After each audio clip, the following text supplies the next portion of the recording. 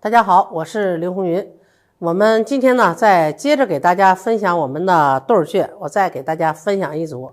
这一组穴可以治什么病呢？治疗咳喘类的疾病，就是咳嗽呀、气喘呀、哮喘呀、支气管炎呐这一类的疾病呢，我们就可以用这一组穴来治疗，效果非常好。那这一组呢，就是我们的肺腧，肺腧配我们的枢府穴。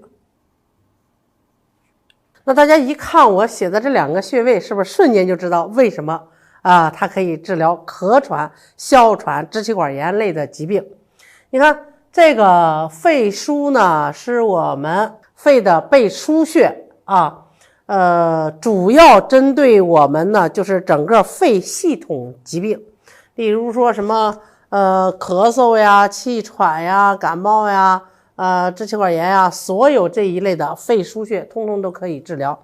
因为我们的这个脏腑病，我们最常用的就是背腧穴嘛，背腧穴配上府募穴效果就很好嘛。它是这个肺的背腧穴，然后枢府穴呢是我们足少阴肾经的穴位。那它在哪呢？它在我们的这个锁骨下边，锁骨下边，然后呢中线旁开2寸。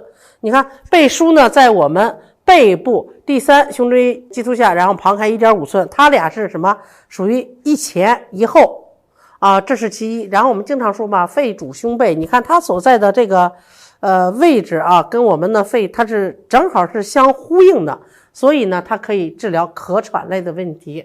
那这个穴的功效主治在我们的这个穴位讲解里呢，也是说主要针对的就是咳嗽气喘。那最主要的还有一点，我觉着因为你看肺主什么？肺主气司呼吸它是主呼吸的，然后它是足少阴肾经上的穴位，肾主什么？肾主纳气。你看一主呼吸，一主纳气，所以呢它肯定是治疗咳喘问题就比较好。所以呢在我们生活中碰着这种咳嗽、气喘、支气管炎我们就可以用这一组穴。但是我们要注意一下，你看这个肺腧穴在我们的背部，然后那个枢府穴在我们的胸前，那这个前胸后背的它俩对应的这个位置呢，都属于这个危险区域，所以这两个穴位我们用针的时候千万不可直刺，你要么就是斜刺或者是平刺，我们进针呢进个5到8分就可以了。这一点一定要特别注意一下，千万不可直刺。好，今天呢关于这一对穴呢治疗咳喘、哮喘、支气管炎的穴位我们就分享到这里。如果大家喜欢针灸，请大家继续关注我。